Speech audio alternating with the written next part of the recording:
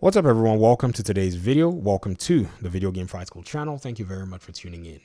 We've been talking about Game Pass for the last few videos, and what I'm doing is reiterating my position on the different arguments that I've heard over the last few months about Game Pass. I've been using Game Pass since 2017, very casually. Maybe one game here, one game there. I test out a game. I think it's a very solid proposition. There are a lot of really interesting games in here that you can basically check out. And if you like Bethesda games and Activision games, you're probably going to be seeing some more games show up. We talked about the quality of games in the last videos, that argument that Game Pass influences quality. By all means, please check that video out before you make the argument. Maybe hear my case and see that argument is basically skewed one way. Today's argument is that Game Pass is bad for developers. Now, I want to go ahead and push back against that because simply I've not been able to find a sensible way to, parse where the justification for that argument comes from.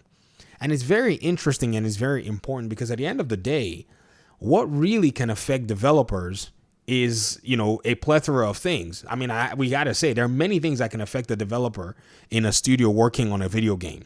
It's not just some subscription service that is somewhere off in the corner. Now, I think the reason a lot of people have been saying this is because they've said, well, Game Pass cannibalizes sales because people that would have bought the copy of your game, they just now are playing it for a small subscription, fee.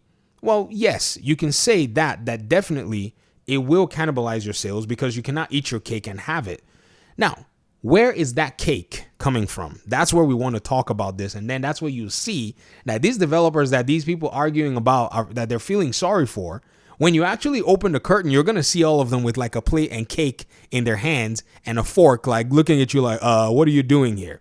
Because those developers are eating their cake in the background when their games show up on Game Pass. Now, I think that's something that a lot of people did not necessarily factor in. For today's exhibition, what I'm going to do is I'm going to go ahead and show you guys something that actually exemplifies the Game Pass model. What that is say the kind of timed exclusivity arrangement that you see with third-party games on PlayStation. These are the kinds of agreements that bring games to Game Pass. Number one on this list is Stellar Blade, which is a AA game that was being developed. The game was going to be multi-platform, but PlayStation walked up in there and said, hey man, we'd like for this game to be on our platform. What do you need? And the developers probably stated their terms and PlayStation made it happen. And their game is right now, an exclusive to the PlayStation 5. They have eaten their cake and then they can still sell their game on the front end. So the sales that could have been made on Xbox, on PC, have now been indirectly cannibalized. Yes. Is it bad for the developer? Well, no. The developer already ate their cake. They already got the money for the game itself. Estimated on sales, maybe possibilities, maybe development help, maybe development cost. And so they've already basically benefited from the arrangement regardless of how you want to look at it. Let me give you another example. Final Fantasy. This is very interesting because at the end of the day, this is just something that if you don't actually evaluate it from other perspectives, you'd be lost. The Final Fantasy franchise has basically had in and out exclusivity for different titles, but on the PlayStation platform, it is without a doubt that more exclusive Final Fantasy games are actually prevalent on here. Now, why did they sign the agreement and what were the terms of the agreement? Well, the terms of the agreement was that somehow, Square Enix and its developers were going to get some kind of benefit, maybe reduced cost on the 30% fee, maybe development cost, maybe part of the development cost so that the game can be locked on the PlayStation ecosystem. Is this bad for the developers? Well, no. The developers have already received their cake and they're enjoying themselves.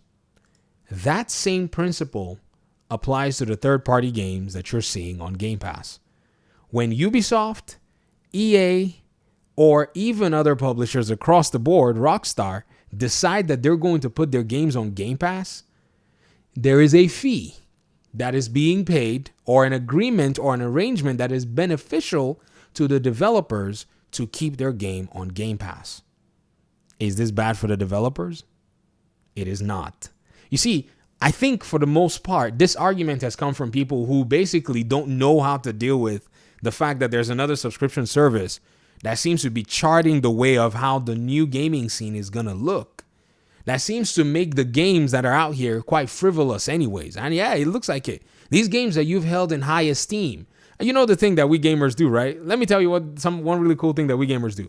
We sit on the stores of our favorite video game platforms and we scroll. We window shop. This is the guy's window shopping. You know, when your wife's like, oh, I want to go shopping, and she's wondering why you're not going shopping, it's because you're literally on the PlayStation Store, the Xbox Store, on Steam. You're literally window shopping. You're looking at prices, right? So we've held these games in high esteem. Like, man, that game, I like to play, but man, I'm not spending $70 on that game, right? Man, look at this Jedi game, bro. But then Xbox shows up and it's like, yo, you want to play this Jedi game? Give me $16. Give me $16. I got you. And everyone's like, whoa. This has got to be bad. No, it's not bad. It's value for the gamer. And for the most part, I've continued to see this argument, and I just continue to say, man, this is just wild, bro. I paid for this game at launch. I bought it. It was broken when it came out. It had bugs. It was my most anticipated game that year, and I barely played it.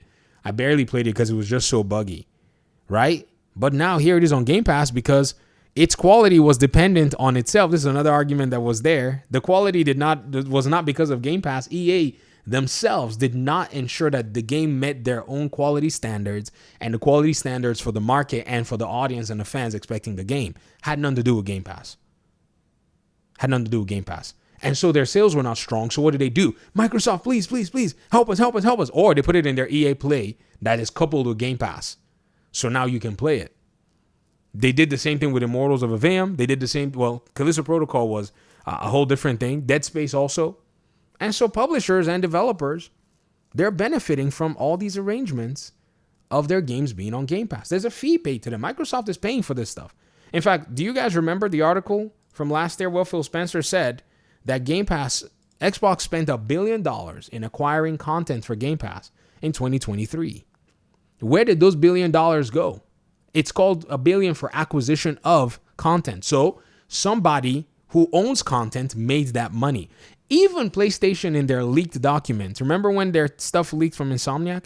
They said that they didn't have the money to go acquire that kind of content. They didn't have $1 billion sitting there just to go and, tell developers, hey man, we got some money. If you want some cake, come over here and grab some cake, put your game on Game Pass, your choice. PlayStation didn't have that kind of money. They wanted to do profit sharing. That was in their documents then.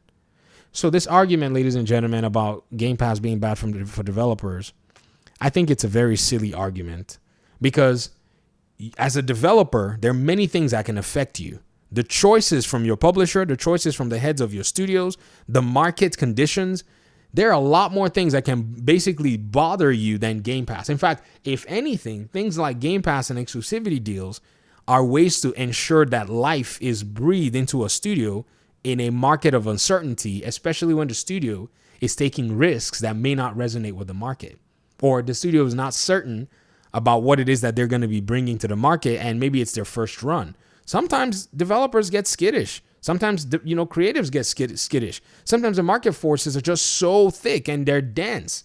You've spent hundreds of millions of dollars raising funding, and you're thinking your game's not going to sell, and then somebody shows up and says, hey, man, we might be able to keep your studio open for a few more years. And you look at all these people that have basically helped you make your game, and you say, man, what am I going to do if Jimmy over there can't celebrate his son's, 4-year-old birthday?